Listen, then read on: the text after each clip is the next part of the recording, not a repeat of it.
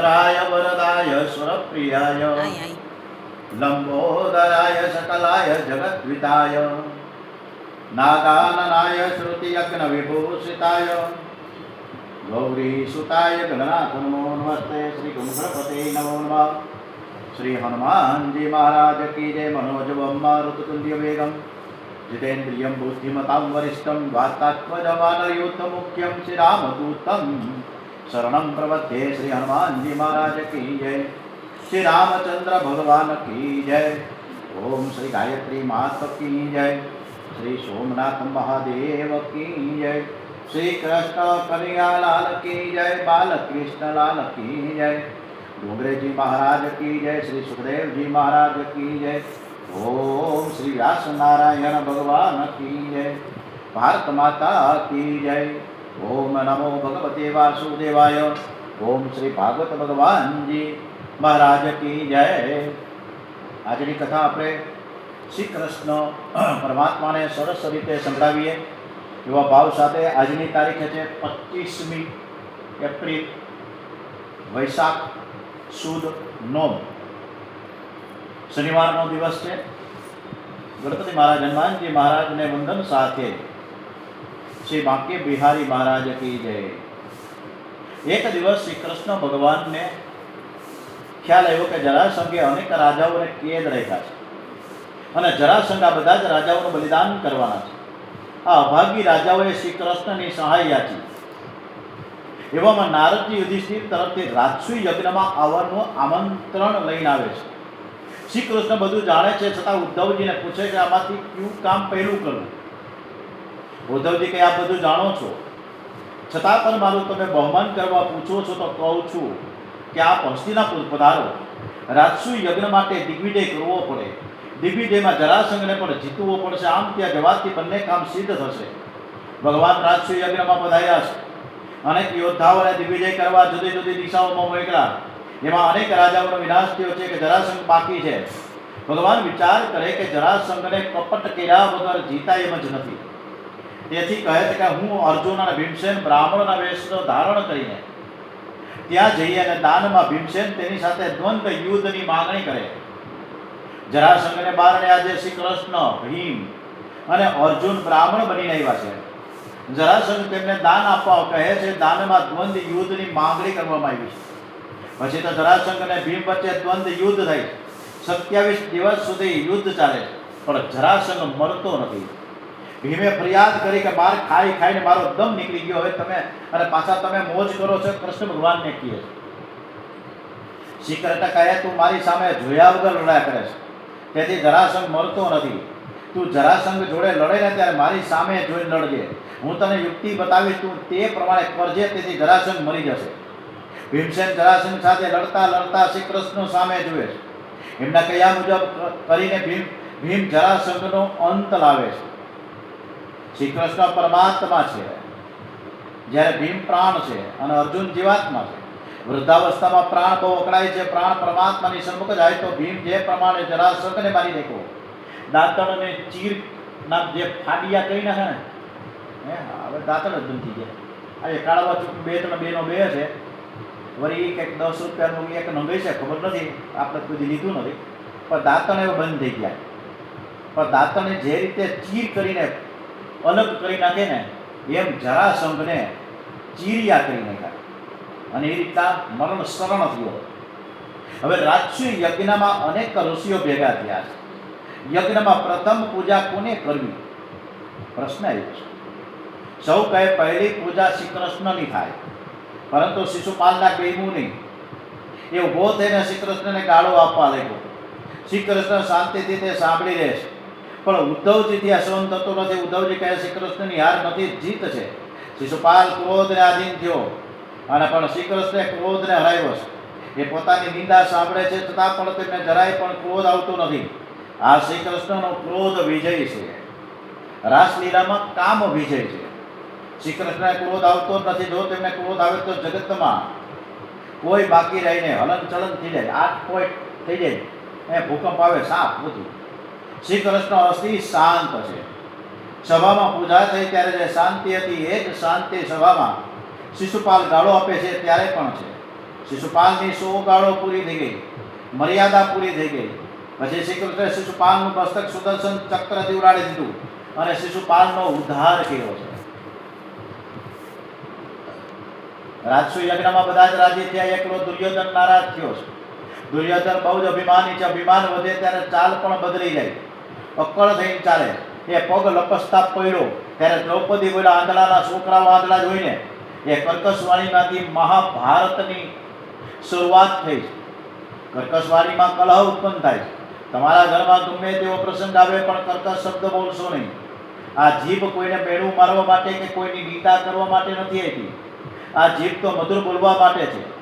શરીરમાં સર્વ ઠેકાણે હાડકાં છે, પણ આ જીભમાં એક પણ હાડકું નથી, અને છતાં પણ કોકના હાડકાં ખોખરા કરી નાખે એવું બોલે તો આમાં વાળો ધોઈ નાખે.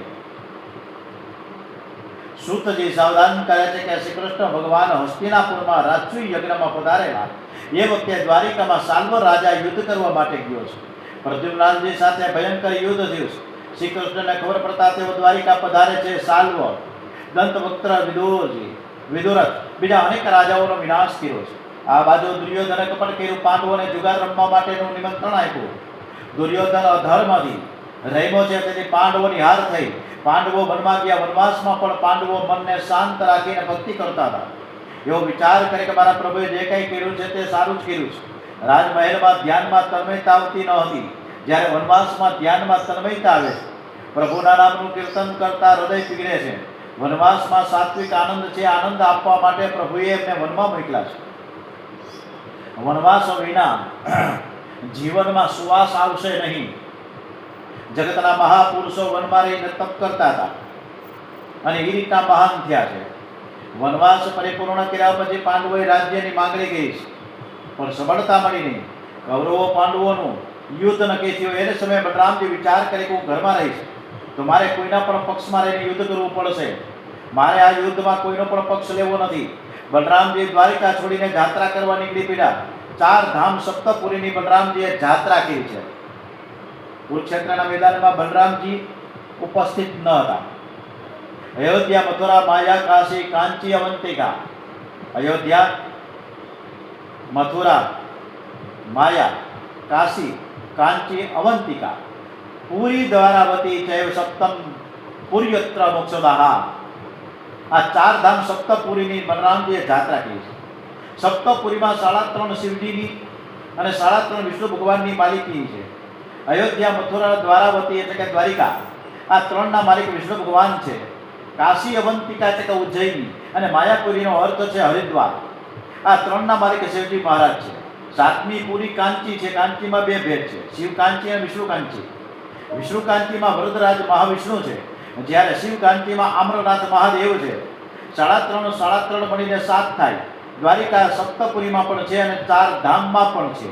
દ્વારિકાનાથ પધાર્યા તે ત્યાં ગુજરાતનો મહિમા બહુ વધી ગયો છે. દરેક દેશના એક માલિક દેવ માયના છે. મહારાષ્ટ્રના માલિક દેવ પંઢરપુરના શ્રી વિઠ્ઠલનાથજી છે. કર્ણાટક, આંધ્રપ્રદેશના માલિક દેવ શ્રી વેંકટેશ બાલાજી મહારાજ છે. ગુજરાત, સૌરાષ્ટ્રના માલિક દેવ દ્વારિકાનાથ છે.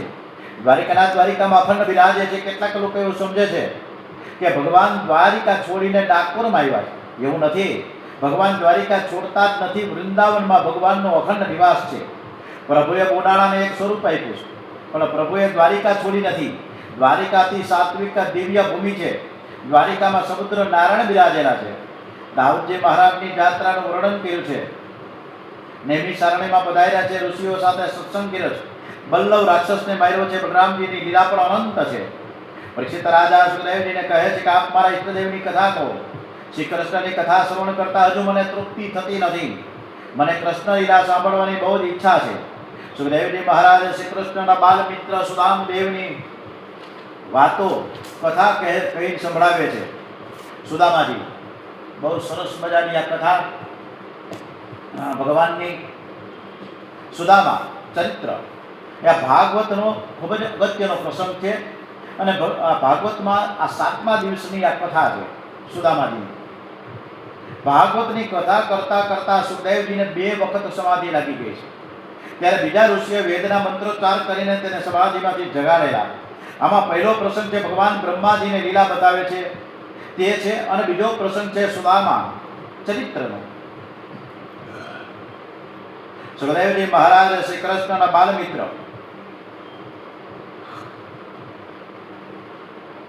સુદામાની કથા કહે છે. સુદામદેવ પોરબંદરમાં બિરાજે છે. સુદામદેવ અતિ શાંત છે, જિનેન્દ્રિય છે, મહાજ્ઞાની છે, પણ તેમની સ્થિતિ તદ્દન ગરીબ છે. સુદામાએ વિચાર નિશ્ચય કર્યો કે મારે જ્ઞાનનો ઉપયોગ પરમાત્માના ધ્યાનમાં જ કરવો છે, પૈસા માટે કરવો જ નથી. જ્ઞાનનું ફળ પૈસો નથી, પણ ધ્યાન છે. સુદામાને 4 વેદ 6 શાસ્ત્રોનું પરિપૂર્ણ જ્ઞાન છે. જો તે બહારગામ કથા કરવા જાય, યજ્ઞમાં જાય, કર્મકાંડમાં જાય તો સંપત્તિનો ઢગલો થાય એમ છે, પણ તેઓ પૈસા માટે જ્ઞાનનો ઉપયોગ કરતા નથી. જ્યારથી જીવનમાં પૈસો મુખ્ય થયો ત્યારથી પાપ વધ્યું છે અને જીવન પણ બગડ્યું છે. સુદામાએ અયોચિત વ્રત લીધું છે અને આ વ્રતમાં એવો નિયમ હોય છે કે કોઈને કહેવાનું નહીં કે મેં અયોચિત વ્રત ધારણ કર્યું છે. કોઈને ઘેર જવાનું નહીં. કોઈ ઘેર આવીને આપે તો લેવાનું. પણ આ વ્રતનો બીજો નિયમ પણ એ છે કે જે દિવસે જે કંઈ આવે તે સૂર્ય અસ્ત થતાં પહેલાં વાપરી નાખવું. આવતીકાલ માટે એક દાણો રાખવાનું નહીં. જેથી સુદામા ગરીબ રહ્યા છે. સુદામા આખો દિવસ ઘરમાં ધ્યાન કરે છે, બ્રહ્મચિંતન કરે છે. આજનું પોરબંદરે સુદામાપુરી છે. સુદામાની પત્નીનું નામ સુશીલા હતું. તેવું અન્ય ગ્રંથોમાં પણ આવે છે. સુશીલાના નામ પ્રમાણે ગુણ છે, મહાન પતિવ્રતા છે. પતિને પરમાત્મા માને છે. સ્ત્રીની પરીક્ષા સંપત્તિમાં નહીં પણ વિપત્તિમાં થાય છે. પતિના ઘરમાં બહુ સુખ હોય અને પતિ સાથે પ્રેમ રાખે તે ઠીક છે, પણ પતિના ઘરમાં ખાવાનું નથી, કપડાં નથી, છતાં પતિવ્રતા સુશીલા પતિને પરમાત્મા માને છે, દુઃખ સહન કરે છે. સુશીલા પાસે ફક્ત એક જ વસ્ત્ર છે, તે નાઈને શરીર પર જ સૂકવે છે.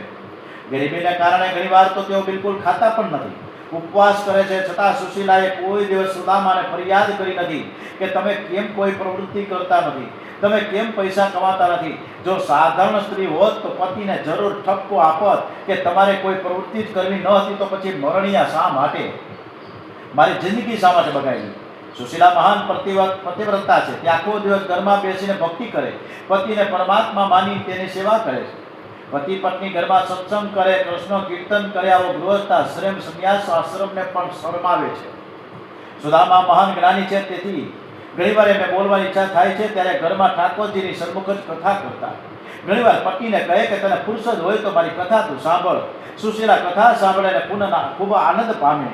એને થયું કે મારા પતિદેવ મહાન જ્ઞાની છે, જો તે બહાર જઈને આવી કથા કરે તો તેને ઘણું મળે એવું છે, પણ એમને પૈસો માટે પ્રવૃત્તિ કરવાની ઈચ્છા થતી જ નથી. એના ઘરમાં કંઈ નથી, પણ પતિ પત્નીના જીવનમાં અતિ સંતોષ છે. જે ઘરમાં સંતોષ છે ને ત્યાં ઘરમાં બધું જ છે. દરેક પ્રસંગમાં ડોંગરેજી મહારાજ કાંઈક ને કાંઈક આપણને શીખ આપતા જ રહીએ છે. પરમાત્માની કૃપાથી સુદામાને ઘેર ઘણા બાળકોનો જન્મ થયો છે. એ બાળકોને ખવડાવવા માટે પણ ઘરમાં કાંઈ હોતું નથી. બાળકો માતાને બહુ ત્રાસ આપે છે, ભૂખ લાગી છે, બહુ ઠંડી પડે છે, કપડાં નથી, ખાવાનું નથી. સુદામા નાની ઝૂંપડીમાં રહે છે તો એક ખૂણામાં બેસીને ધ્યાન કરે છે. ઘરમાં છોકરાઓ માને હેરાન કરે છે, પણ સુદામાનું મન શાંત છે. અનુકૂળ પરિસ્થિતિમાં તો બધા શાંતિ રાખે, પણ સુદામાને ઘેર ખાવાનું નથી. રહેવા માટે એક નાની સરખી ઝૂંપડી છે, એમાં તડકો ને વરસાદ બેય આવે, છતાં મહારાજ શાંતિથી નારાયણનું ધ્યાન કરે છે. બાળકો માને પોજવે છે, માનું હૃદય છે. સુશીલા બહુ વ્યાકુળ થઈ ગઈ છે. એ પોતાની જાતને ધિકારે છે, પ્રભુએ મને શા માટે માં બનાવી. પરમાત્માએ મને માં બનાવી, પણ બાળકોને કંઈ ખાવાનું આપ્યું નથી. અને આવા સમય સંજોગો વર્ષો પહેલા હતા. 200-300 વર્ષ પહેલા જાઓ તો ઘરમાં ખાવાને ઠેકાણા ન હોય, કાંઈ ન હોય.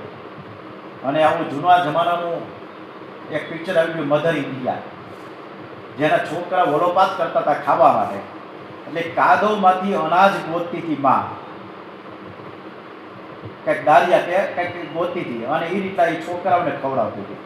આવી પરિસ્થિતિઓ આપણા બાપ દાદા કે પરદાદાએ જોઈ છે.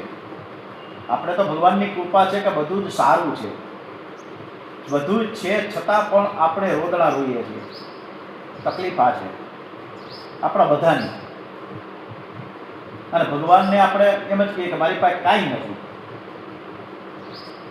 આમ સુશીલા બહુ જ વ્યાકુળ થઈ, ઘરમાં કાંઈ નથી, ખાવાનું શું આપવું છોકરાઓને. પોતાની જાતને ધિકારે છે. પ્રભુએ મને શા માટે માં બનાવી. મને વાંજળી રાખી હોત તો. સુશીલાથી બાળકોની આ દશા જોવાતી નથી. મારા પતિ તો ઘરમાં બેસે આખો દિવસ ભક્તિ જ કર્યા કરે, કોઈના સામું જોતા નથી. હું મારા પતિદેવને કેવી રીતે હું કહું કે તમે ભક્તિ છોડીને પૈસા માટે કાંઈક પ્રવૃત્તિ કરો? મારાથી પતિદેવને એવું ન કહેવાય. એણે વિચાર કર્યું કે મારા પતિદેવને યુક્તિથી સમજાવું. એક દિવસ સુશીલાએ પતિદેવને કહ્યું કે તમારી કથામાં મેં સાંભળ્યું છે કે શ્રી કૃષ્ણને મિત્રો અતિશય પ્રિય લાગે છે. સુદામા કે હા દેવી, તમારી વાત સાચી છે. મારો કનૈયો, મારો કાનુડો, મારો લાલો, મારો દ્વારિકાધીશ મિત્રોની સાથે ખૂબ જ પ્રેમ કરે છે. એ મિત્રોની ખાતર માખણ ચોર પણ કહેવાયો છે. સુશીલાએ હાથ જોડી કહ્યું કે નાથ, તમે પણ દ્વારિકાનાથના મિત્ર તો છો ને? સુદામા કે હા, અમે ગુરુકુળમાં ભણતા હતા, સાંદીપની ઋષિના આશ્રમને ત્યાં. ત્યારે સુશીલાએ પ્રેમથી સમજાવીને કહ્યું કે તમને તમારા મિત્રના દર્શન કરવાની ઈચ્છા થતી નથી? સુદામા કહે હું મારા મિત્રને મનથી મળું છું, મનથી એના દર્શન કરું છું, એના નામનો જપ સ્તુતિ કરું છું. મને શરીર મિલન કરતાં મનના મિલનમાં વધુ આનંદ આવે છે. સુશીલા કહે તમે મનથી દર્શન કરતા હશો, પણ એકવાર પ્રત્યક્ષ દર્શન કરવા જાઓ તો ખરા. સુદામા કહે દેવી, હું પ્રત્યક્ષ દર્શન કરવા નથી જતો. એની પાછળ એક જ કારણ છે કે હું કૃષ્ણનો મિત્ર છું, પણ દરિદ્ર નારાયણ છું. મારા મિત્ર શ્રી કૃષ્ણ તો લક્ષ્મીપતિ નારાયણ છે. જો હું તેમને મળવા જાઉં તો લોકો કહે છે કે આ બ્રાહ્મણ માંગવા આવ્યો છે. મારો નિયમ છે કે માંગવું અને મરવું સરખું છે, એટલે જ મને જવાની ઈચ્છા થતી નથી. હું ગમે તે થાય પણ પ્રભુના દ્વારે માંગવા તો નહીં જાઉં. પ્રભુને જે કંઈ આપવું હશે તો ઘેર આવીને આપી જશે. સુશીલા કહે હું એમ નથી કહેતી કે તમે ત્યાં જઈને કંઈક માંગો. તમે જ મને કથામાં કહ્યું કે પરમાત્માને 1000 આંખો છે, બધાને બહુ પ્રેમથી નિહાળે છે. એ તમને જોતા જ બધું સમજી જશે. માંગવાની કાંઈ જરૂર જ નથી. લોકો બાગમાં જઈને બેસે તો ઝાડ વગર માંગીએ સુવાસ આપે છે. ઝાડ પાસે કોણ માંગવા જાય? વૃક્ષો પણ વગર માંગીએ છાંયો આપે. જ્યારે શ્રી કૃષ્ણ તો પરમાત્મા છે, અંતર્યામી છે, સર્વજ્ઞ છે, બધું જાણે છે. એ તમને જોઈને બધું સમજી જશે. એ તમને જરૂર માન આપશે. તમે એકવાર શ્રી કૃષ્ણના દર્શન કરવા માટે જાઓ. સુદામા કહ્યું બીજા બ્રાહ્મણોની જેમ કોઈને ત્યાં જતો નથી. મારો નિયમ છે કે કોઈના દ્વારે જવું નહીં, પ્રભુના દ્વારે પણ નહીં જાઉં. સુશીલા પ્રેમથી પતિને સમજાવીને કહે છે કે તમારો નિયમ તો કોઈ માનવને આંગળે નહીં જવાનો છે. શ્રી કૃષ્ણ તો ભગવાન છે, પ્રભુના દ્વારે તો જવું જ જોઈએ. હું પ્રભુના દ્વારે નહીં જાઉં એ અભિમાન કહેવાય. મનમાં આવું અભિમાન રાખશો નહીં. સુદામાને પત્નીની વાત સાચી લાગી. પત્નીને મારા ઘરમાં બહુ દુઃખ છે, છતાંય તે મને કોઈ દિવસ ત્રાસ આપતી નથી. તે તો રોજ મને સમજાવે છે કે પ્રભુના દ્વારે દર્શન કરવા તો જવું જ જોઈએ. પ્રભુના દ્વારે હું ન જાઉં તો એ અભિમાન છે. મારે મનમાં અભિમાન રાખવું નથી, હું ત્યાં જઈશ. સુદામા જ્ઞાની તપસ્વી બ્રાહ્મણ છે. તો જ્યાં બેસે ત્યાં તેને દ્વારિકાનાથના દર્શન થાય. પણ પત્નીના આગ્રહને વશ થઈ તેઓ દ્વારિકા જવા તૈયાર થયા છે. સુદામા પત્નીને કહે કે દ્વારિકા જાઓ, પણ ઘણા દિવસો પછી અમે મળીએ છીએ, મિત્રને કંઈક ભેટ તો આપવી જોઈએ ને. આપણા ઘરમાં કાંઈ નથી. સુશીલા કહે હું તમને ભેટ આપી. તે કોઈ દિવસ પાડોશમાં પોતાના માટે માંગવા નથી ગઈ, પણ આજે ભગવાનના માટે પડોશમાં માંગવા ગઈ. પૌવા લઈ આવી. પૌવા બાંધવા માટે ઘરમાં એક નાનકડો કટકો પણ ન મળે. 2-3 ચીથરા ભેગા કરીને પૌવાની પોટલી બાંધી સુદામાને આપી. અને સુશીલાએ પૌવાનો એક દાણો પણ બાળકો માટે ન રાખ્યો. ભગવાનને માટે જે માંગીને લાવી છે તે સર્વસ્વ શ્રી કૃષ્ણને અર્પણ કરવું છે. તે નાની પોટલી સુશીલાજીએ પતિદેવને આપી દીધી અને કહ્યું કે આ ભેટ દ્વારિકાનાથને અર્પણ કરજો. એ જાણતી હતી કે પોતાનો પતિદેવ બહુ શરમાળ છે. સોનાની દ્વારિકા, રાણીઓનો વૈભવ અને રાણીઓનો શૃંગાર જોઈને મારા પતિદેવને આ ભેટ અર્પણ કરતા સંકોચ થશે.